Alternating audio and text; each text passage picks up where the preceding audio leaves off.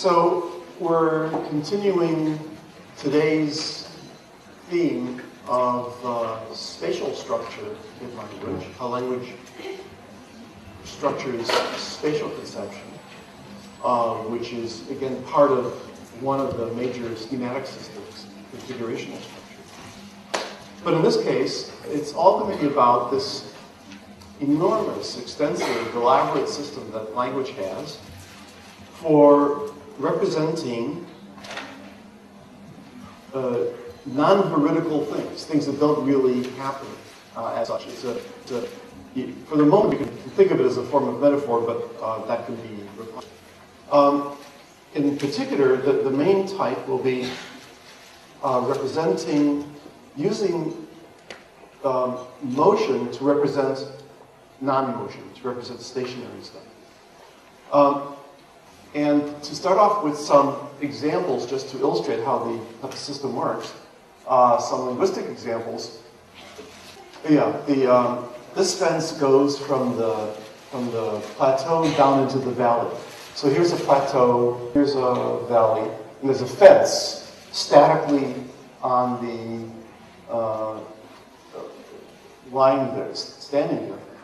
But instead of referring to the fence as stationary, which is the way we know that it is, the language actually uses words that basically refer to motion. Namely, the fence goes, so it's a motion verb, from the plateau down into the valley. So it's an example of fictive motion, is what I call fictive motion. The cliff wall faces towards the valley, away from the valley. So here's a cliff. Here's the cliff wall, like a rock, a big rock promontory. And here's some flat land, and here's a valley. And you could say, like, the cliff wall faces towards the valley, or if the valley were over here, the cliff wall faces away from the valley. So, like, it's as if there's something coming out of the cliff wall that's emanating from it that we can describe linguistically as if there were actual motion there. So we're using motion preposition like towards, away from, and so forth, into, and yet nothing is moving. I looked out past the steeple. So steeple is like a church tower. I looked out past the steeple, means my line of sight is imagined is going this way, out past the steeple. Again, nothing's moving, but it's phrased as if it were. The vacuum cleaner is down around behind the clothes hamper. Well, here, this is perfect English, but it must be hard for any other language. So here's a clothes hamper where you put dirty clothes. Here's the vacuum cleaner, and it means that the vacuum cleaner is down around behind the clothes hamper. It's sort of telling you where it is. The scenery rushed past us. We're driving along, and you can see the scenery rushed past us. Even the scenery is stationary. So these are all examples of fictive motion. And we'll be going over them systematically according to the types. Well, in addition, what I want to do is, it seems to be that everything that language is here doing, there are parallels in visual perception, and probably other aspects of perception, but just to take visual perception. And so I want to frame the theory. One of the mainstays of my approach is to see what language does structurally as either similar to or different from what other cognitive systems also do. In fact, the seventh talk will be precisely about that. It's what I call the overlapping systems model cognitive organization. And it tries to look at different cognitive systems for how they're structured, what their structure is. Once we're in a position to say, well, this is what linguistic structure is like, then you can compare it to the structure in visual perception, in motor control, in affect, and feeling, and so forth, and see what kinds of structural overlaps there are. So throughout, one thing, I'm certainly not a perception psychologist, but I talked to them, and so one thing I did while working on this topic was keep an eye out for possible visual parallels or disparallels, on the grounds that there might be something more basic yet going on in cognition, of which the linguistic phenomena is just one reflection. So that's taking a broader stance. So there are various kinds of visual parallels, some of which have been worked on extensively in psychology, and others which one could propose to be worked on. So, for example, there's such things as what are traditionally called apparent motion in psychology, which is also known as, could be, for example, the Marquis effect. When you see a row of lights, and the light one light goes on after another, and in fact you see a line of motion of light going along. That's called the apparent motion effect. And then there's something called induced motion, where you have in a dark room you see a lighted frame and a rod. If you tilt the frame, some people see a rod tilted this way. So it's called induced motion. So these are, in the first case, there's no motion at all. You perceive motion. Here there is some motion, but you misperceive what the thing is that's moving. There's also, according to Michael Layton's theory of perception, if you see a curved line of any sort, you experience it in terms of a smooth line that has gotten protuberances or indentations in it. So let me stop there, but the idea is that there may be parallels in visual perception that either misplace motion or involve the perception of motion where none is taking place, and so forth. And I'll be looking for, in this taxonomy, in this analysis, the parallel that might take place across the two cognitive systems. So first, let me have that kind of an introduction. Let me say what I think general fictivity is all about. It's not just motion; it's a general process, and in it, this kind of fictivity always takes place within the psyche of a single individual. It's not a group phenomenon. It has to happen inside a single individual. And it seems that what underlies it in both visual cases and in linguistic cases is that there are two distinct subsystems, cognitive subsystems, each of which bears a representation of the same thing. So these are two different representations. They can be felt to be in conflict, or they can be felt to be complementary, but they're distinct representations of otherwise the same thing. So those are two different parts of cognition. In addition, there's a third part, which assesses these two. It assesses it that one of these representations is more veridical, that is true or faithful to reality, and the other one is less veridical.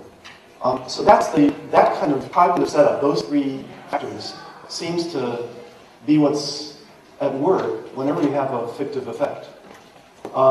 And the way they work out in language is that what is factive, these two representations, I named them. One which is treated as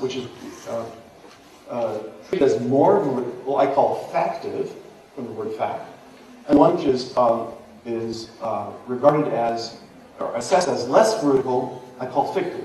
And these are actual words in English, but I deliberately choose a word like fictive instead of, let's say, fictitious, because fictitious means it's really non-existent. And I want to avoid any issues in philosophy of actual claims of something being out there or not being out there. And I want to reserve the whole realm of discourse to cognitive experience and cognitive processing, regardless of whether something is actually out there. So that's why I appeal to a third cognitive system that assesses this one as more fictive, this one as more factive.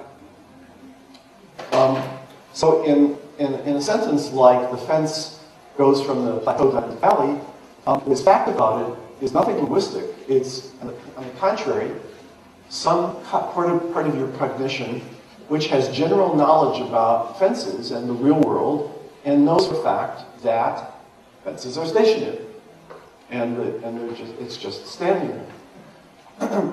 However, what is feeding the fictive portion of the cognition in this case is the actual word. It's the word, the sentence goes ahead and uses words like go and from and into and down and so forth, which are basically motion specifying words. So you've got two distinct representations, and some other part of your mind assesses one of them as fictive, namely the literal meaning of the word, and something else is factive, namely your common knowledge, basic world understanding of fact. Something comparable but different might be taking place in the realm of visual perception, although I'd like to set it up in a parallel way. Let's say that you see a Pac-Man shape, which is like that. Well, factively, you'll see this kind of shape, statically as such. Fictively, you might sense a kind of history, as if there were once a full circle, and later, from that circle, a pie wedge-shaped portion was removed, leaving the result shape. So some portion of your perception might sense that kind of sequence of events. And in fact, I use, as technical terms, I use the distinction between the word see and the word sense. So seeing is the palpable, tangible, concrete figure that you see, which is this static shape. And some third portion of your cognition assesses that as more veridical. And some other part of your cognition, at the same time, has a different representation for the same thing, one which is sequential in character, first a circle, then a pie wedge removed. And this is sensed at a less palpable, less tangible, more abstract level. And that's what I would say that this third part of you would assess as less veridical. And therefore, and I'm going to use the words factive for this and fictive for that, in order to use the same terminology for the same two circumstances. In general, I mean, the fictivity is quite a general phenomenon, and you could have, the one I'm going to mainly demonstrate today is what will be called fictive motion. So that something which factively is assessed as stationary is nevertheless somehow represented either in some visual sensing manner or in the literal wording of the sentence as moving. So that's fictive motion.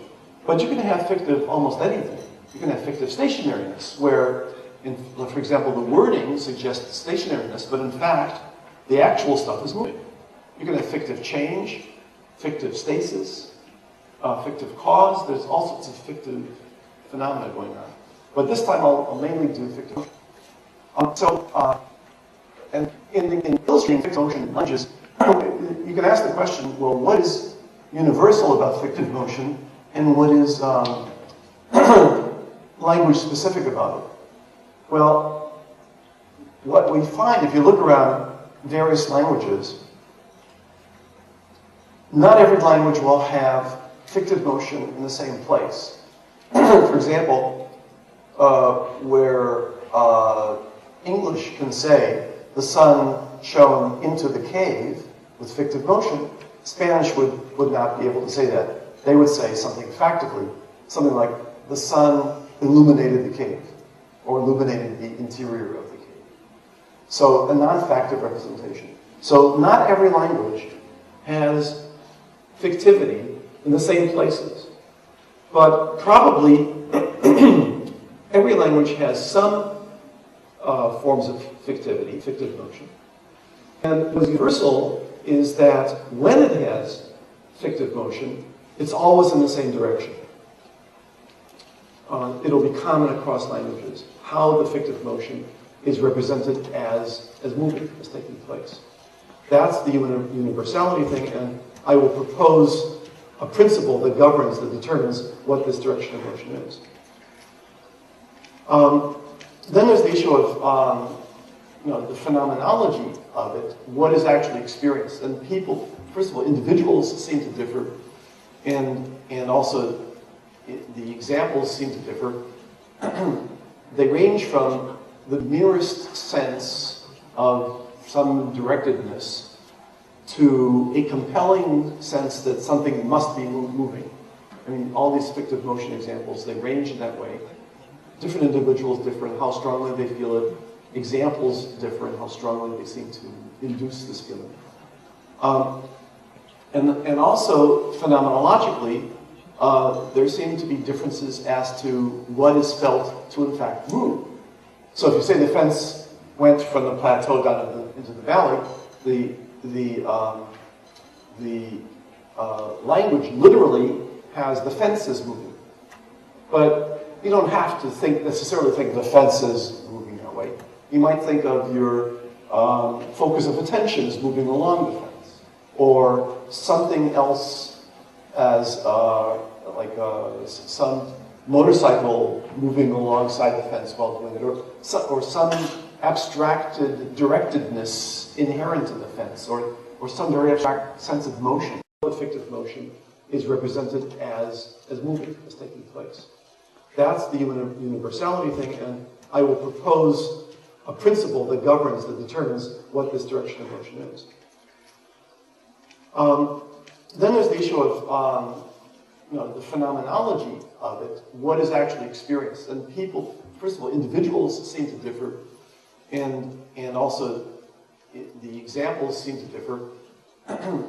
They range from the merest sense of some directedness to a compelling sense that something must be moving. I mean, all these fictive motion examples, they range in that way. Different individuals differ in how strongly they feel it. Examples differ in how strongly they seem to induce this feeling. And also, phenomenologically, there seem to be differences as to what is felt to, in fact, move. So if you say the fence went from the plateau down into the valley, the language literally has the fences moving. But you don't have to necessarily think of the fences moving that way. You might think of your focus of attention as moving along the fence, or something else as some motorcycle moving alongside the fence while doing it, or some abstracted directedness inherent in the fence, or some very abstract sense of motion. It's not clear what you think is moving, but if you have a strong enough feeling of motion, you'll feel that something is moving. So that's the phenomenology. So it's emanation. Oh, yeah. So there are going to be many categories of fictive motion. There's quite a few. In the past, fictive motion was recognized, not with that term, but for a long time, linguists have noticed things like saying, this road runs from Chicago to New York, that kind of thing. That's long been noticed. And in fact, it's one of the types. I call it a coextension path. But since it's the most familiar type, I'm putting it last. And instead, we'll go to some other types which are essentially, or for the most part, unrecognized. So the first type I call emanation. It's the emanation category of fictive motion. And in emanation,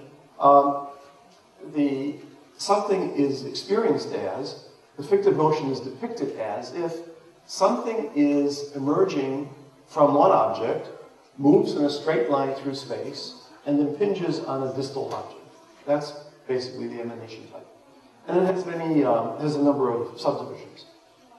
So one of the subdivisions I call, orientation paths. And for this, the first object has to have a front. And so this fictive line emanates from the front. There are two kinds of fronts, a point front and a planar front. So with a point front, for example, you have sentences like, the arrow points in towards the city, or into the city, or points past the city. Well, let's say you have a signpost with an arrow on it, and the arrow is not moving, the city is not moving, but it's as if, but nevertheless, English uses words like towards, past, away from, not around, I guess, but because it's got to be a straight line. But the idea seems to be that the arrow has a front, in fact, a point-like front, and it's as if some kind of fictive emanation, which you can't see, it's invisible, moves through space in a straight line. In fact, it's coaxial with the shaft of the arrow. So it's coaxial with it. And it's as if it moves along the path that the preposition tells you. So that if the preposition says towards, then it moves towards the city. If it says past, it moves past the city. So that's one kind of fictive motion with the orientation type. Another has a face type or planar front, like here's the cliff wall, and you can say the cliff wall faces towards the valley.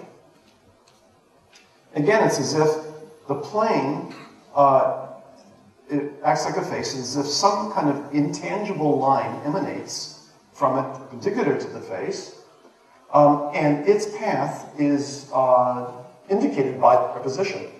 So it goes into the valley. So fine, the cliff wall faces into the valley, past the valley, and so forth. So that's the orientation path type. Let's see where we are.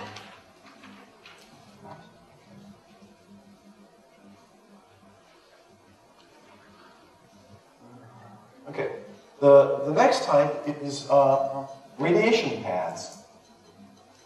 It's also an emanation type. And it's also is the notion of some kind of radiation emanating from some source object and moving in a straight line and impinging on some distal object. So the sun is an example, and a good sentence is, light shone from the sun into the cave. So here's the sun. Here's light coming from the sun, moving into the cave. And it's expressed exactly that way. So light shone from the sun into the cave or onto the back wall of the cave. Every sentence involves motion. So, not everything, but the from does and the into does and so forth. These are basically motion prepositions. Now, what's interesting about this is one of the compelling ones, by the way. You can't convince anybody that perhaps nothing is moving from the sun into the cave. Now, true, we have scientists that now tell us photons are in fact moving from the sun into the cave, but nobody ever saw photons before.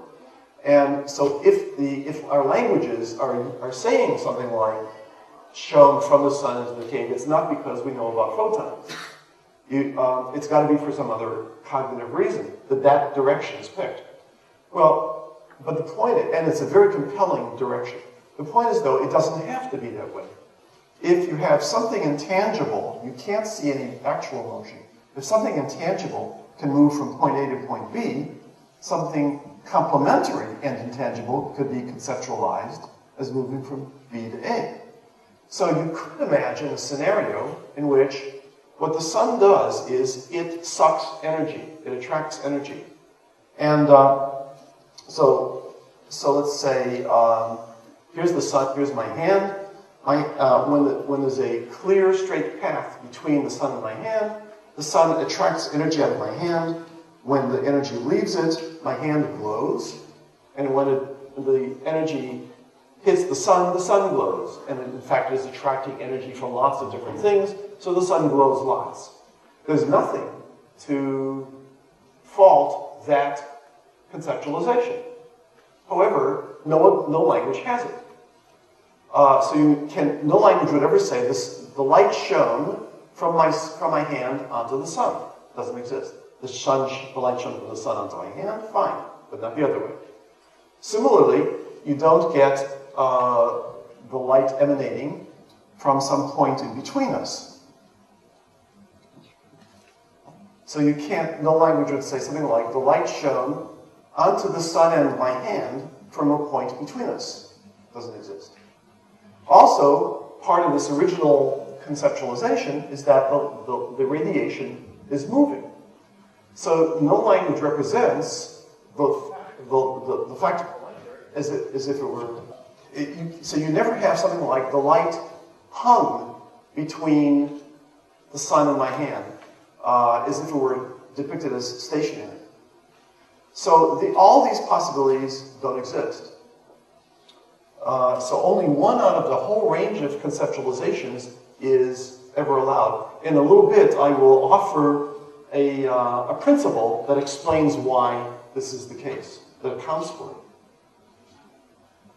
Okay, so that's an example of radiation paths. Still a subtype of emanation. The third type of emanation is, I call shadow paths. So this is where, for example, you have a pole and a wall, let's say. You've got a shadow of a pole on the wall. Well, the way you typically can say these things is you can say the shadow of the pole fell on the wall, so it's from there to there, fell on the wall or onto the wall. Or the shadow so the pole cast its shadow against the wall, or threw a shadow on the wall, or threw its shadow down into the valley. The shadow goes everywhere, but you've got with fictive motion. When in fact, in this total situation, nothing's moving. Yet, it's factively stationary. But fictively, insofar as in the way that it's described linguistically, the shadow is moving. And in particular, it's always moving from the physical object to the silhouette. You never have a sentence like, the shadow jumped from the wall onto the pole. It's always this way.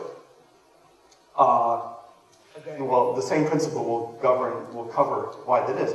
And the reason shadow paths is important is because while somebody might argue that with radiation paths there really are photons, and they really are moving in the way that they're depicted, no physicist claims that there exist particles called shadowons, which in fact move from the pole to the shadow. So it's a good antidote to that claim for radiation paths. A fourth type of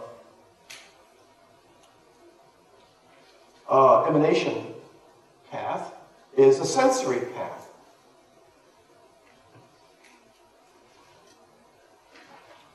And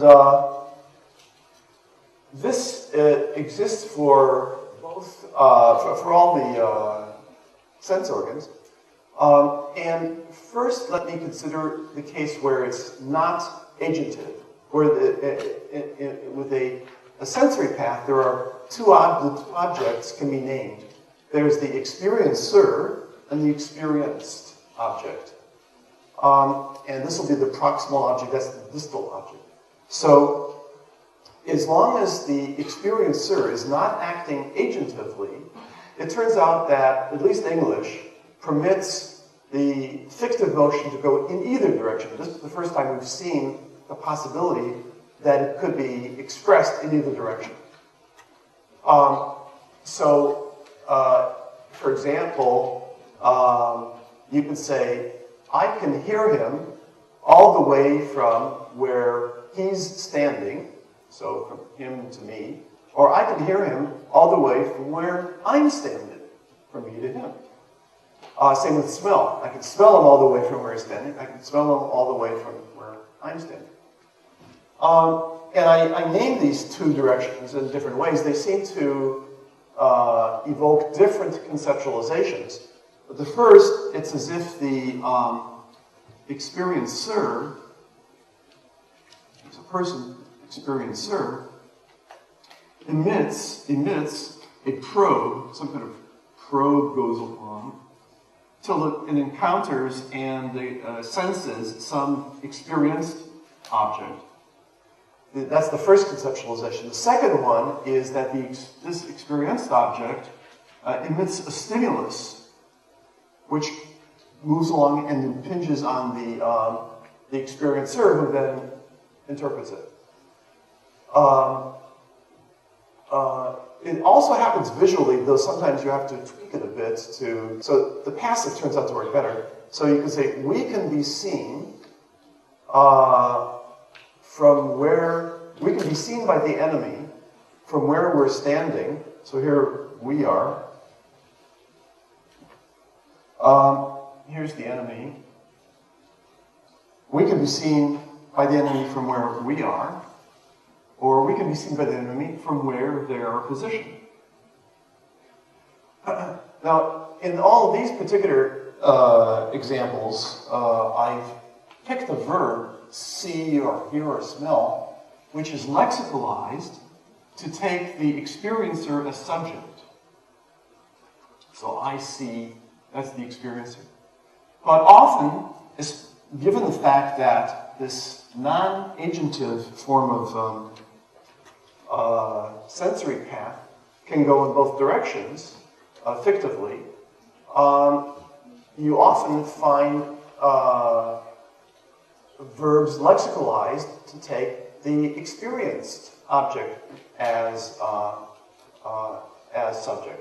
So, for example, here's one. In English, it's show, one of the senses of show. So if this is a wall, and here's the old wallpaper on the wall, and over that you put a coating of paint. And you can say that the old wallpaper shows through the paint even to, and use the word to, even to a casual passerby. Or you could have had the C one, even a casual passerby can see the old wallpaper through the paint. But we have both directions again.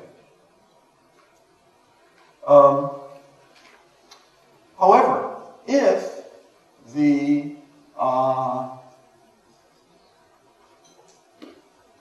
experiencer is agented, acts agentively in emitting the probe, then it only goes in one way. It always goes from the experiencer to the experienced. So like in English, see is non-agentive, look is agentive. Same with hear versus listen. So look always goes from the experiencer out. And it can be fictive. So you could say, I looked, as one of my initial examples, I looked out past the steeple. But you could say, I looked into the valley, I looked past the valley, and so forth. And it's as if some is the experiencer, some line of sight is moving axially along the line of sight, as if something intangible is moving axially along the line of sight in the direction shown. So you say, I looked into the valley, I looked past the valley, I looked away from the valley, and so forth. However, in this case, there is no reverse direction. You can't say, I looked out of the valley, out of the distant valley into my eyes. That kind of doesn't exist. Okay? And then one more wrinkle on this, and that is, although this isn't technically emanation, nevertheless, the axial motion of the line of sight, which I just described in terms of something intangible moving axially along it, but the line of sight as a line can actually move laterally and be so described in, or this is also laterally, let's say, and it can be so described in English words. So you can say, I slowly looked, I looked towards the door. Well, let's say that's the door. And I slowly looked towards the door is what? I mean, it's this. So, towards, as a preposition, usually refers to like the ball rolled towards the door. It usually involves a gradually decreasing distance between the figure object and the ground object. But in this case, if you say I slowly turned, or slowly looked, or turned, either one, towards the door, nothing's moving close. All that's moving is my head. But it's rotating. It's not moving closer to the door. It's not decreasing the distance. But what is? This line of sight. The line of sight that comes out directly in front of me, as I turn my head, it moves closer to the door. So it's an example of how fictive motion works for lateral motion of the line as well. And you can say all these things like I looked away from the pillar, past the painting, onto the tapestry, and so forth. There's all these very, English is really great at this stuff. And then you can also combine lateral motion with axial motion. So for example, if this is a well, you could say I slowly look down into the well. Well, the down part is the lateral motion. It's lateral to the line. I slowly look down. Into is the axial part, into the well. So you can combine the two, one after the other. Okay, then a fifth kind of emanation type is communication paths. And this is the old conduit metaphor which has been made a good deal of in the tradition of metaphor analysis. But it really acts very much like yet another type of emanation path. So in this case, just as with sensory paths, there was an experiencer and an experienced. In communication paths, there's a message that moves instead of a probe. It's a message, and there's an informer and an informee. So those are the three basic elements. Again, I just named.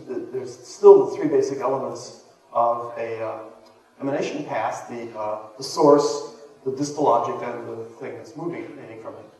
So examples are: I shouted the news down into the mine shaft to the workers below. So here's a mine shaft, and here I am standing, bending over, cupping my mouth and shouting the news. And it's, the prepositions are: I shouted the news down into, or way down into the mine shaft to the miners below. I'm in the informer, they're the informee, this is the message. And there's lots of sentences like that. She whispered the answer to him, or she whispered the answer into his ear. He smiled his assent to them, and so forth. There's all this very rich system in English for this kind of communication pattern. The message has to be a intellective, conceptual thing. It can't be a sensory stimulus, because you can say he told the news to her and she heard the news from him. Those are fine sentences, but you can't say he told a sneeze to her and she heard a sneeze from him. Those are incorrect sentences in English. Sneeze is just a sensory pickup entity. And you can't use a phrase like, she heard a sneeze from him. It's not loud. And so to hear something from is key to this communicative path idea. In addition, there are sentences that are that permit one or another of these entities not to be sentient. So you can have the informer doesn't have to be intentional or even sentient. So you can say things like the condition of the bark of a tree told me, informed me of the kind of beetle that attacked it. So you have a communication path coming from a source, but it's not a agentively generated source. And finally, again, the direction is fixed. It's got to be only from the informer to the informee in terms of fictive motion. So you can say, he imparted the news to me, but you cannot say, I interpreted the news into him. Something like that. He's telling it to me, the message is coming to me, but you can't. Just like in sensory paths, you're going to have a probe and a stimulus that complement each other, but there's no interpretational capsule that I can send into him, in English, at least. So the communication path is always in one direction. So this is like a finer analysis that fits all the conduit metaphor stuff into this fictive motion matrix framework, and in particular, it sets it up as one of the emanation path types. Okay, so we've gone through 5 subtypes of emanation path, and it's time to see what's in common about them, what we can say abstractive about it that's more theoretical. And this is where I propose what I call a principle that governs what direction something is, the fictive motion is going to take place in. I call it the active determinative principle. And if of the 2 objects, if one of them is more active or more determinative than the other one, that will be treated as the source. So the sun is brighter than my hand, so that's treated as more active, so it's treated as the source of the emanation. So the light comes from the sun to my hand. It's not that the sun sucks energy out of my hand. Similarly, with the looking, the agent of part looking is more determinative. The agency involved in looking is more determinative than, say, I looked at, I don't know what, the garbage can. Is more active than the garbage can. So it's therefore by the active determinative principle, the agency one, whichever of the 2 objects is more active, because it's an agent, is going to be the source, and sure enough, that's what happens. With looking, unlike seeing, the source has to come from the looker. Now, what about the shadow paths? Well, the pole is determinative over the shadow. You can pick up the pole and move it, and the shadow will move along with it. You can't pick up the shadow and get the pole to move. So the pole is determinative over the shadow-pole complex. Similarly, if it's pitch dark or diffuse light, the shadow will disappear. Well, no, if it's diffuse light, the shadow will disappear, but the pole will still be there. So it's the more determinative of the 2. And that's why it's accorded it's treated as the source. The issue with how come it then goes in both directions with non-agentive sensory paths, like seeing and showing and so forth. The answer must be that both sending a probe and sending a stimulus for a non-agentive experiencer to emit a probe, and for an experienced object to emit a stimulus, are presumably, by this logic, experienced as equally active, equally dynamic, or equally undynamic. So neither of them wins over the other, and so therefore you're allowed to have fictive motion going in both directions. So the next question is, well, okay, if there's an active determinative principle, what determined it?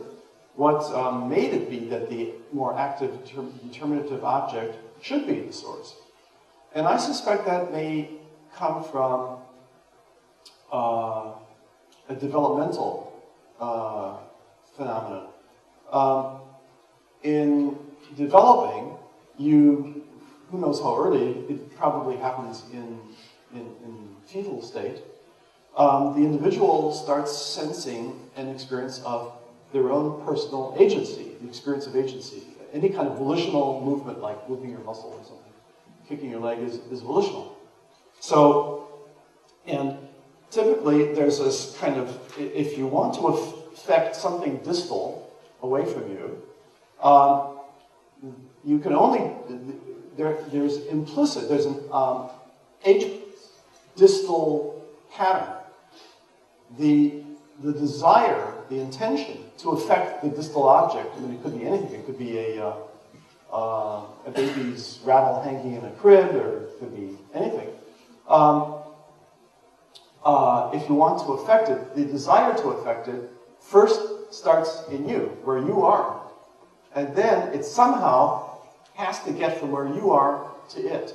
Either you move your whole body to where it is to affect it, or you reach out with your hand or foot or something to affect it, or you throw something towards it, or extend something else, an intermediary object, to affect it.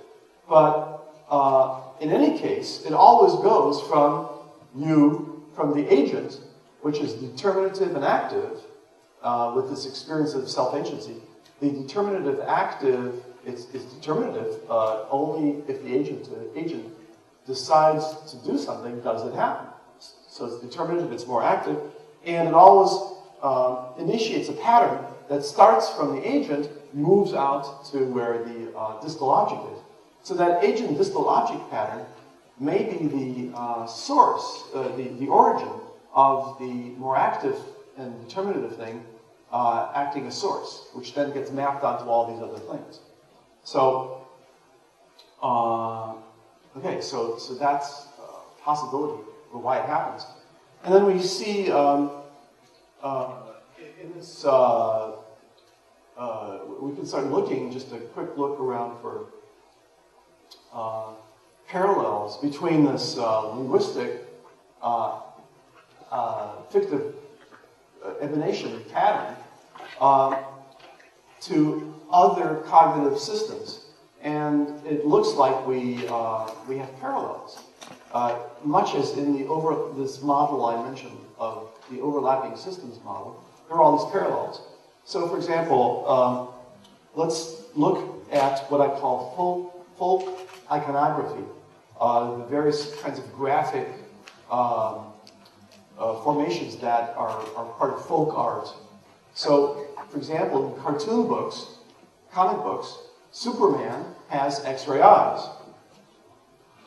Well, but how do the X-ray eyes, which direction do the X-rays move? They always move from the eyes out onto the object seen. You might have thought that they would come the other direction because if you in fact get X-rays, like your mouth, it comes from there towards you. No, but no. The imaging is built on what language has as the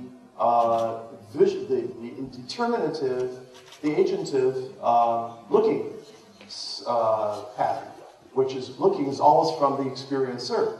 So Superman sends out his X-ray vision.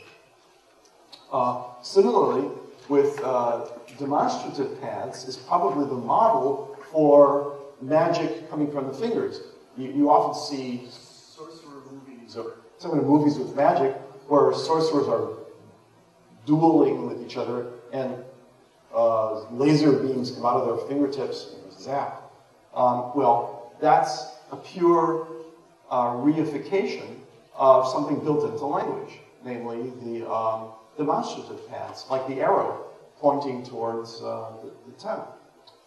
So anthropology has a lot of, anthropology has discovered a lot of similar phenomena in various cultural traditions. So Pascal Boyer is a French anthropologist who wrote a book on ghost physics.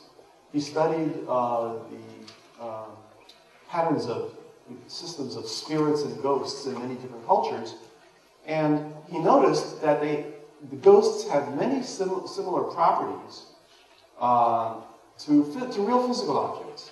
They obey all the laws of physical objects with only a couple of exceptions. The exceptions are, one, is they're invisible, and two, they pass through solid objects like walls. Except for those, they seem to behave like normal objects. For example, they only have forward causality. They don't have backward causality. You don't get any folk spirits changing things earlier in time. You have to wait for modern science fiction to get that kind of notion. Well, but he had no explanation for why these particular exceptions, namely invisibility and passing through solid objects. Well, but all you have to do is look at demonstrative paths. That's what they are. If an arrow points, what emanates from it is invisible, and it passes through solid objects. In fact, if you ask me to point to where downtown Beijing is, I mean, I might point like that. Well, I don't point, like out the door and through the chamber and up the stairs and around, out the front door and over there. Instead, I just go straight. Well, why? Because we all have this conceptualization that what emanates from the fingers is invisible and passes through solid objects. So it's already there. It's built into language. It overlaps with perhaps with visual perception. Certainly, and it seems to coincide as well with anthropological kinds of notions, like of ghosts. It also corresponds to notions of evil eye. Evil eye also comes from notions of evil eye, of somebody who follows the line of sight. And also, it's quite universal. I work, as you may know, with American Indian languages, and there's this American Indian story of Fire Boy, who's the son of the sun, who, wherever he looked, caught on fire. Well, he looks at it and catches on fire. So it's quite extensive, and I suspect all these concepts of power emanation and mana of heaven, I mean, the notion of mana, power emanation, life force, all of it emanating from some object with power, extending out and impinging on things, is the same emanation concept. So it's a fundamental cognitive fluidity that shows up in many different domains. Okay, so that's one kind of fictive category, fictive motion category, the emanation paths. Well, there's another one. The second one is pattern paths.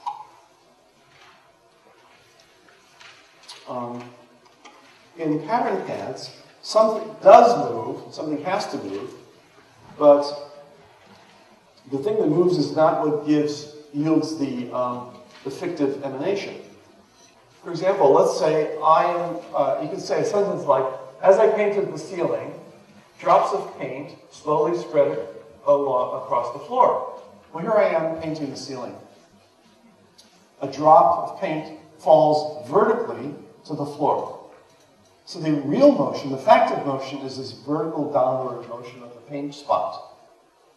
Then another drop falls vertically and forms another spot. And then the third one.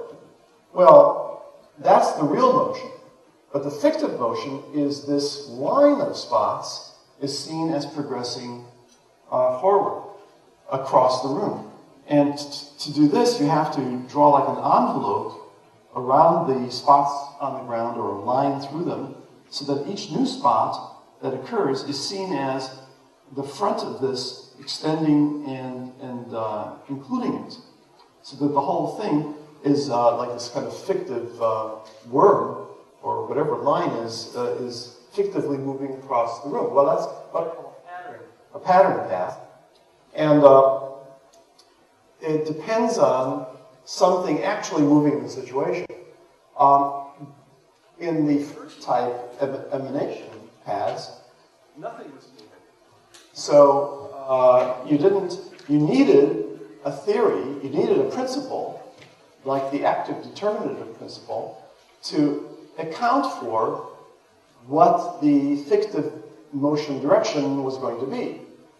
Here, however, you don't need a principle, because it's the thing in a total situation that is moving, which determines the fictive path, what is the direction of the fictive motion. Okay, so that's pattern paths. So next is frame relative motion. And in frame relative motion, you've got, there are two setups. One is where you have an observer and an observed, and which move relative to each other. And you can say that the global frame is, I'm going to call the factive frame. So, in the first case, I'm going to say that globally, the observer is moving and the observed is stationary. So I'm moving along. Well, you can, first of all, represent something as in the global factive way. So you could say, as I sat in the car, I looked at, I sat in the car and rushed through the scenery. Oh, and I looked at the scenery we were passing through. Okay, here is, I'm sitting in the car.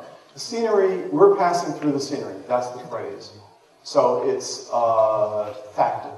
But all of a sudden, you can reframe it so that, and in reframing, I guess this is how I do it. So it's like, how did I set this up? Here's the, let's see.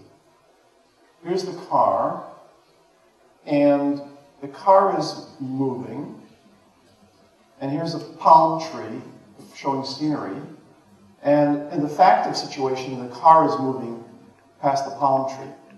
But that's the global situation. But you can take the local situation to just the car, which then sort of gets its own frame of reference to it, which excludes the motion, that this arrow excludes the arrow that went with the car's motion, and now the scenery acquires a motion. That's the reframing, so from the global to the local observer. And now you can say things like,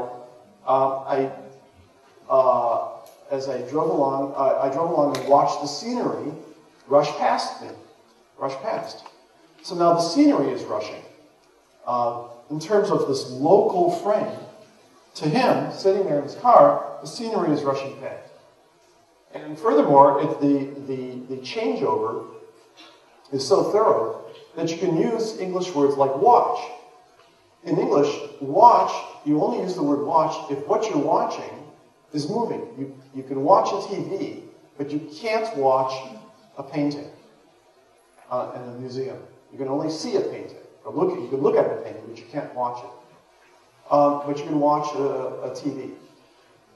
Here we can say, I watched the scenery rush past. So thoroughgoing is the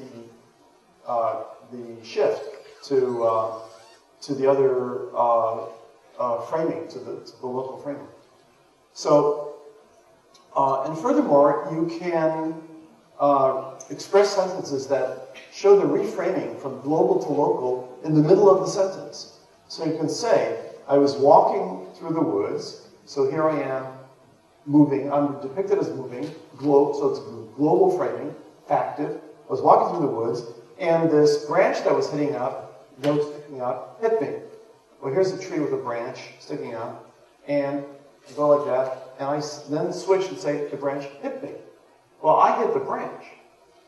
But you can suddenly switch from the global to the local frame and have me that suddenly experiences stationary, so it's the branch that's hitting me.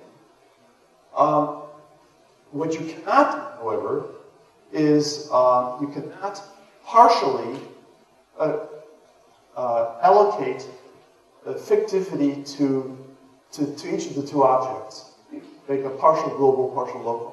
So you cannot say in English,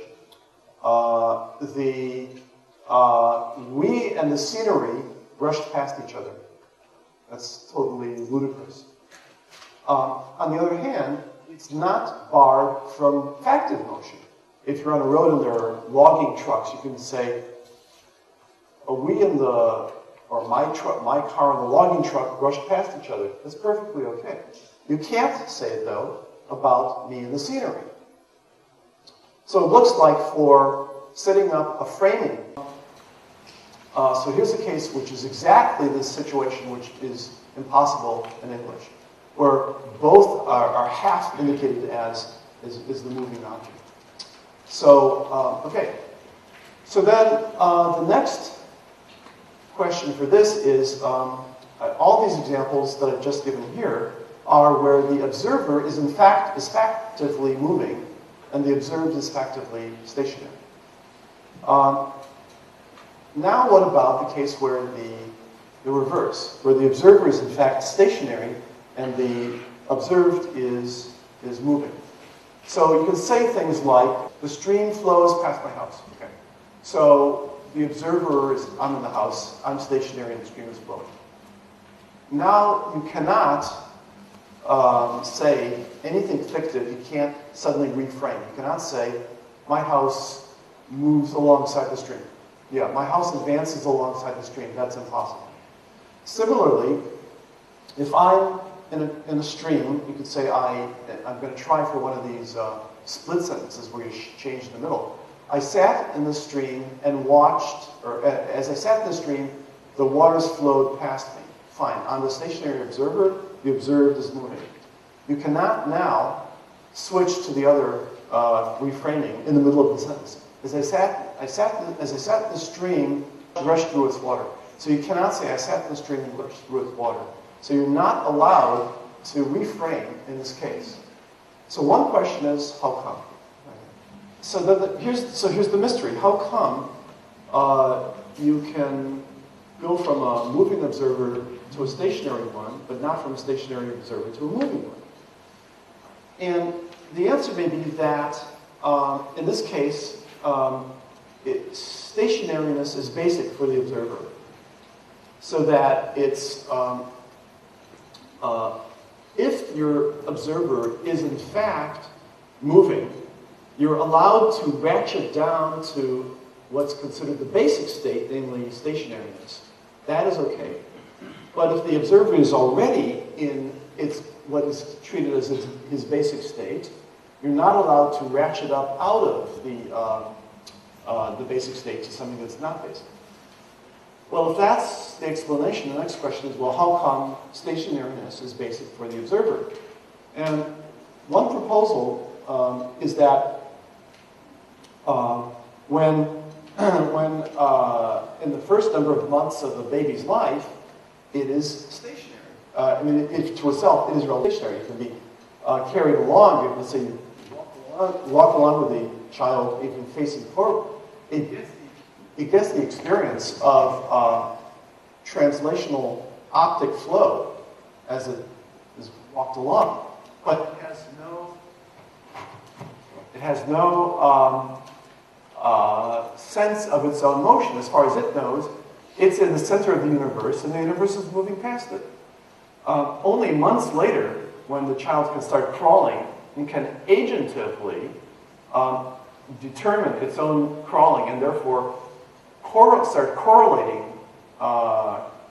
in terms of its cognitive connections, its own intention to direct its limbs to move along, and thereby cause translational optic flow, does it get the idea that its motion can cause a translational optic flow. So for the first months of our lives, we're kings sitting on our thrones, watching the world do its thing. So it may be that stationariness is basic for the observer for developmental reasons.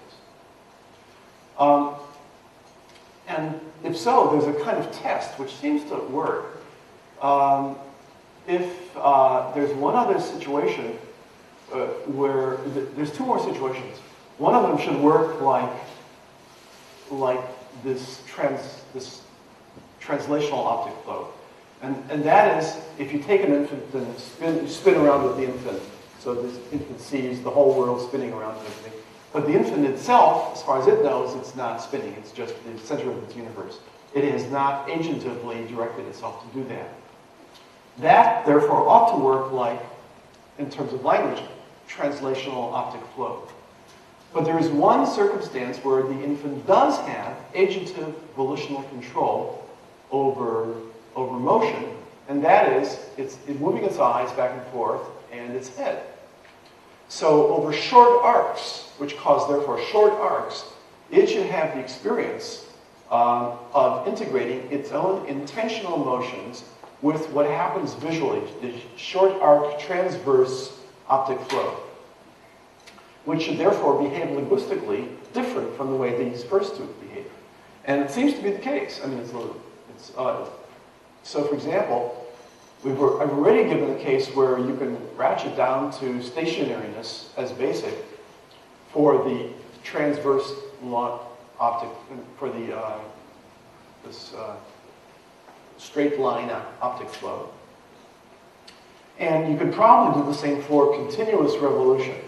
So I was on the merry-go-round and watched the world, and the world when it spun around me. Or we were in our rocket ship as our space shuttle turned and watched the heavens spin around us. Well, that's working just like the scenery rushing past us.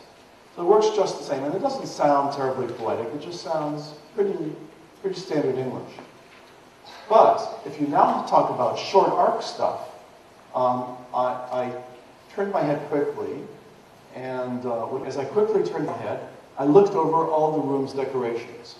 What you are not going to say in English, as I quickly turned my head, the decorations of the room sped past my eyes, or something like that. That's already weird, poetic, something. It's not natural. Whereas in the other two cases, it's relatively natural. Well, it's an idea. Perhaps it's a thin reed to hang on, but it's an idea that maybe works out that something as subtle as where an infant has volitional control over its own optic flow. Where an infant has volitional control over optic flow, that's where in adult language you're not going to have an easy way to treat the observer as stationary, if it's in fact not. So,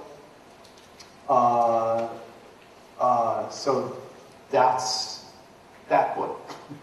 Then the next kind of another fictive category. Oh yeah, the motion after effect, which you see if a person is spun around and then they're stopped, they often see the surroundings as sort of moving past them while they're, or as if they were still moving or something like that. That seems to be a parallel to this frame relative motion. In frame relative motion, the question is which frame is moving. It's the same effect that you have with a train. Side by side train, one train starts, you're not sure if you're moving or if it's moving. The whole question of how you perceive two frames that are moving past each other, one moving, the other not moving, and that shows up linguistically. So that was the perceptual parallel. The next category is at the advent paths. So this is a kind of fictive motion where the static location or position of some object is determined by, it is represented by some sentence indicating a path that that object might have taken to get to that position, even if it's impossible that the object could never have taken that path. And an example are, to take active verbs, the palm trees clustered around the oasis.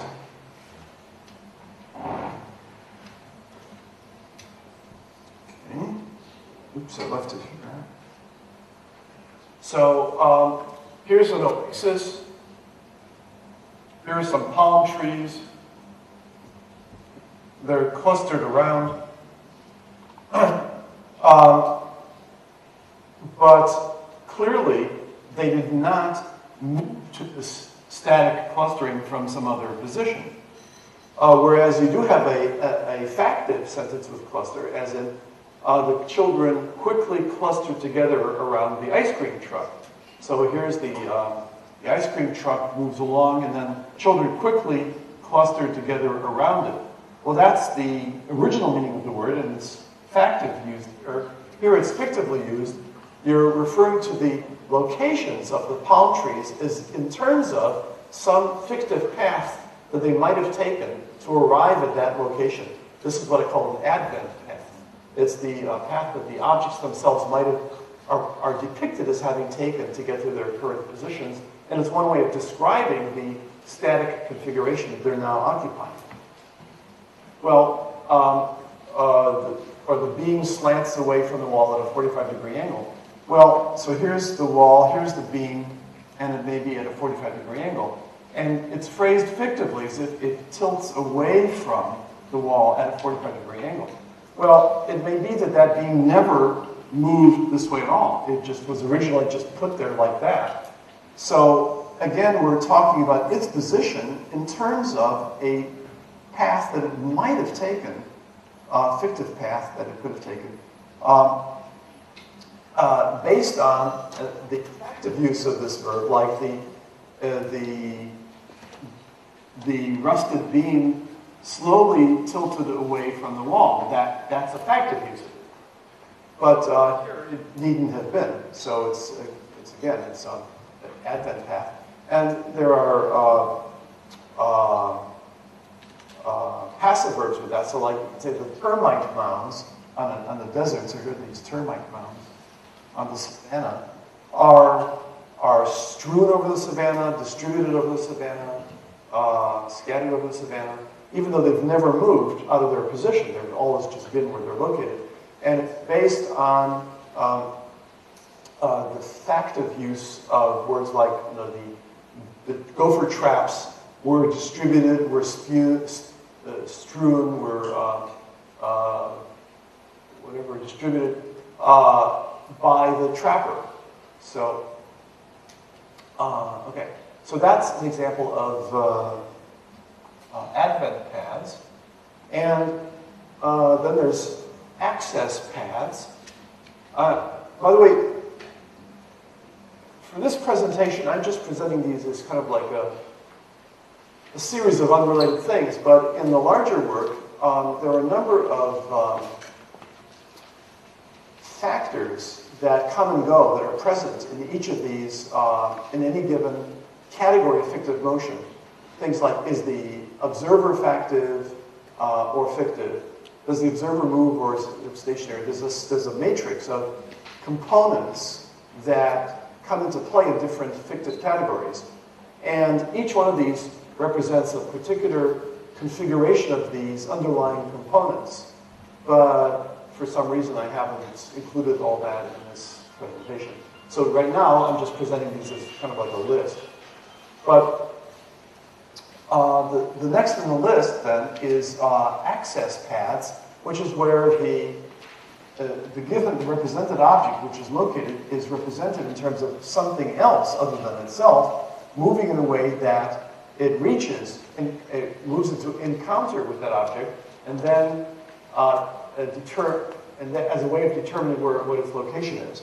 So one example is, let's say here's a street, here's a bank, and here's a bakery. And say I'm talking to you over here, and you ask, where's the bakery? And you can't stand up there. And I can say, it's across the street from the bank. The idea is that you use the bank as a reference point, and you say, it's as if you were to conceptually move from the bank, move your focus of attention or something from the bank across the street to the bakery. The bakery is across the street from the bank. And it's a fictive access path. It's a way of something else, like your focus of attention moving to the object of interest. And it certainly doesn't have to represent any physical motion. You're very unlikely to first cross the street, go to the bank, and then cross the street. You're probably going to stay on the same side of the street to reach the bakery. So it's not used to represent an actual path you should follow. It's used to represent a path that you could find the object through thinking about it, through the motion of some conceptualization, focus of attention, focus of thought.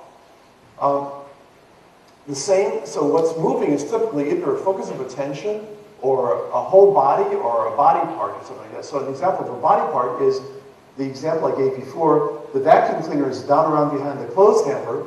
Well, for that, it depicts a path that your arm might follow down around behind the clothes hamper to get to the vacuum cleaner.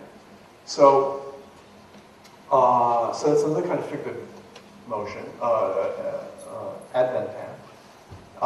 And then you can say like the balloon is 1,000 feet up from the ground. Again, your focus of attention seems to move from the ground 1,000 feet. And then factively, you might have a factive counterpart. The balloon rose 1,000 feet up from the ground. That's the factive thing. Okay, and then finally, the one that it has been recognized before, which is the coextension paths. And so for coextension paths, that's where something is depicted as the form or location or orientation of an object is presented in terms of something moving over its extent. So that's what I call a coextension path. And the fence is, of course, an example of that. So here's the plateau, and here's the valley, here's the fence, which is stationary. So the fence goes from the plateau down into the valley. So it's as if something were moving, your focus of attention, motion itself, who knows what, is moving along the fence to show it. It's important to have examples like the following. Like here's a granary, a silo, and here's grain fields, wheat fields. You can say the wheat fields extend out in all directions from the silo. It's another example of fictive motion, of a coextension path.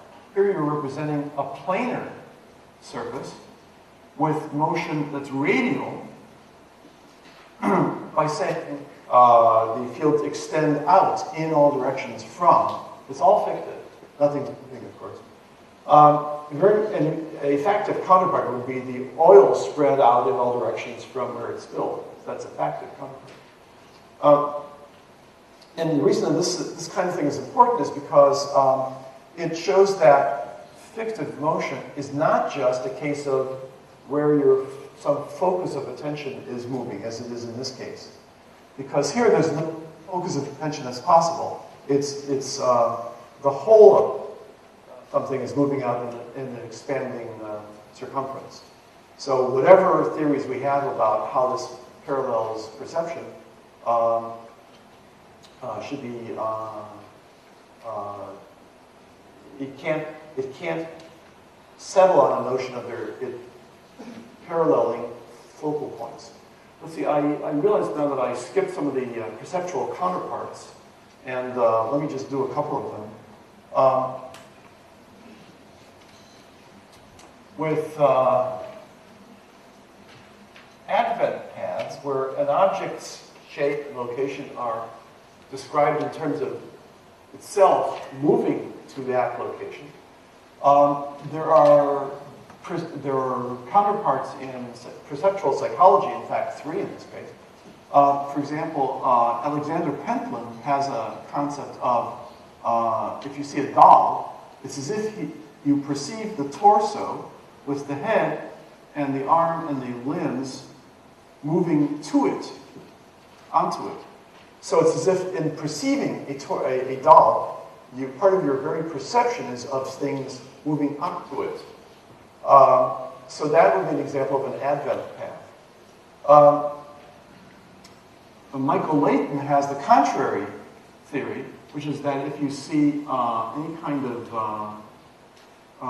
non-regular shape, the way you perceive it is as if it came from an originally regular shape, which was then subjected to various protrusions and indentations that gave rise to this complex shape. And then there's the old Gestalt notion with the original Pac-Man thing, which is where you see Pac-Man as if some wedge were removed from a whole circle. Again, it's a kind of advent path where its current shape is perceived in terms of itself moving to and from, in this case, to and from, or parts of itself moving to and from where it is. So these are all perceptual counterparts to the advent path kind of thing in spoken language. There may be some further, like I think I skipped some of the, so for example, with pattern paths, where you had, paint drops moving along. Well, probably the Marquis effect would be that. Let's say you have a row of light bulbs, and one of them, effectively, this one lights up and goes off, this one lights up and goes off, this one goes. So there's no factive motion, it's just a factive set of changes. But fictively, you could see a light jumping from one to the other to the other. And that might be an example of a pattern path in visual perception. Similarly, perhaps a parallel with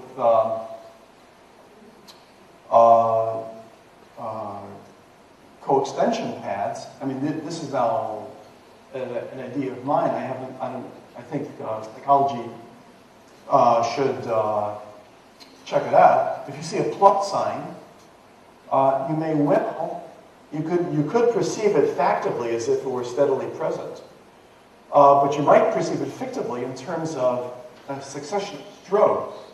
You first went like that, and then like that, as if you perceived or sensed that you'd see, in my terms, you'd see at the palpable level the static plus, and you'd sense a succession of strokes that follow its extents, much as in the manner of co-extension paths. Okay, so I'm going to skip all of Ception, but I think I'll tell you a little bit what I mean by it.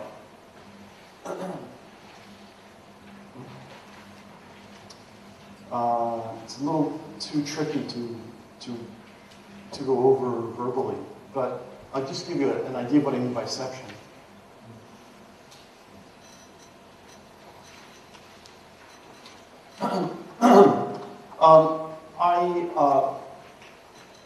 I think we may need a concept of Ception, which includes and extends so as to cover both perception and conception as a single unified continuum within cognitive processing. And there are several reasons for this. One is that psychologists themselves are not agreed on where to draw a principled line between perception and conception. For example, if you look at a certain object and then you first perceive it as a knife, as an identity, are in ascribing the label, the identity of knife to it, have you left perception and entered conception or not? Well, psychologists differ on this. Some say yes, some say no. And if you suddenly associate it with sharpness and either tool use or weapon use, are you still perceiving it or are you now conceiving it? Again, psychologists will differ. Some will in fact say your thoughts about it as a sharp weapon are still part of your perception of it.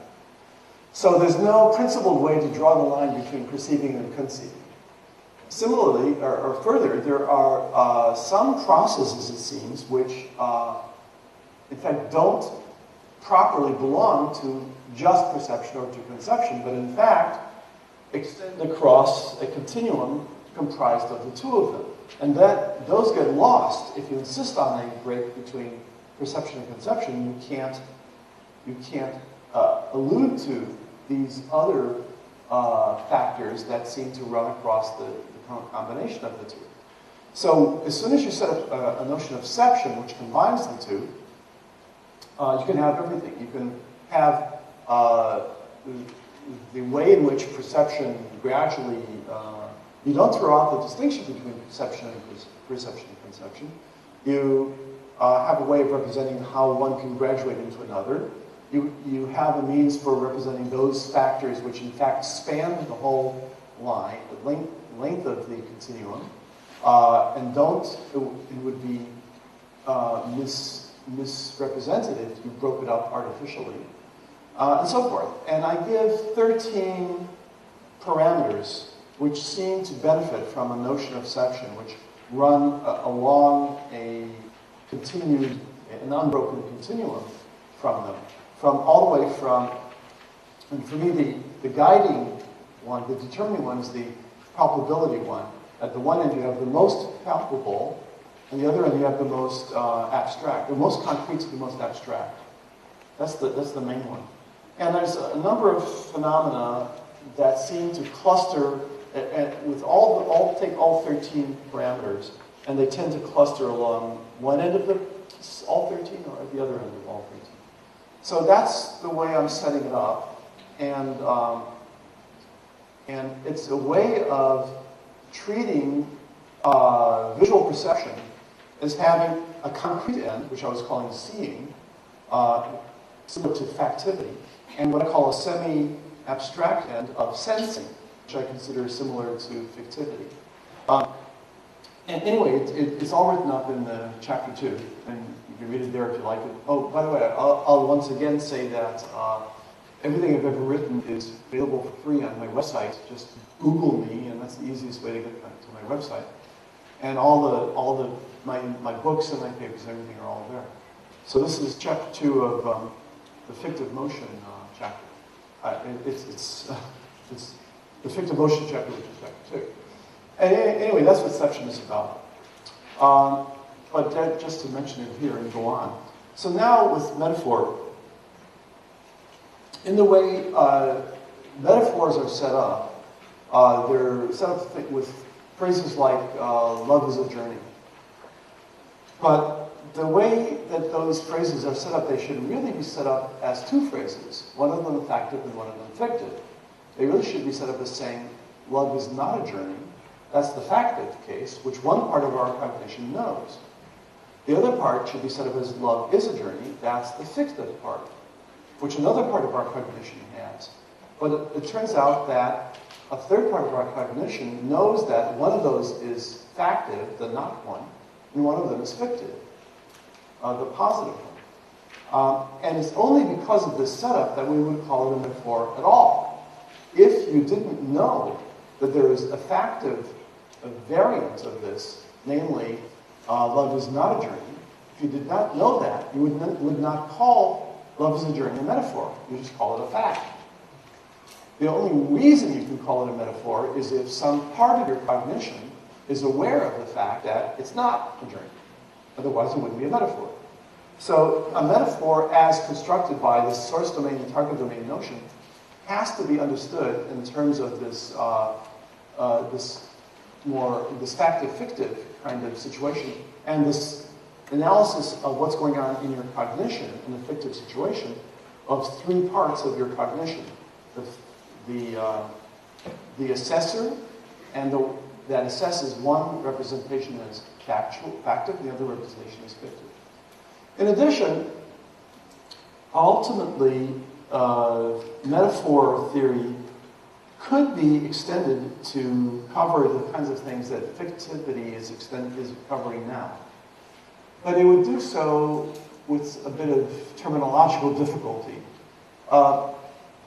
Because fictivity is set up so that the terminology readily covers both linguistics and perception. But it's hard to do that with metaphors. So, for example, let's take the notion of closure, which is a Gestalt perceptual phenomenon. Let's say you see a circle with a gap in it, and then you see, so that's what you see concretely, and you sense something closing it. Well, metaphor theory would have to say that you perceive a metaphor. Closure is a metaphor. And in particular, it's a metaphor from a source domain of continuity that's being mapped down to a target domain of discontinuity, of a gap. Well, that might rub psychologists the wrong way. It doesn't sound right. Whereas fictive terminology is also to bridge to span the two systems. So you would simply say the gapped perception is factive and is seen. The one with the gap being closed, the closure is fictive and is sensed. And that's how you'd say it in fictive terminology. So that's the comparison between fictive and factive. I could end with a notion about the dynamism thing, but I think it's time to stop. So let me stop this.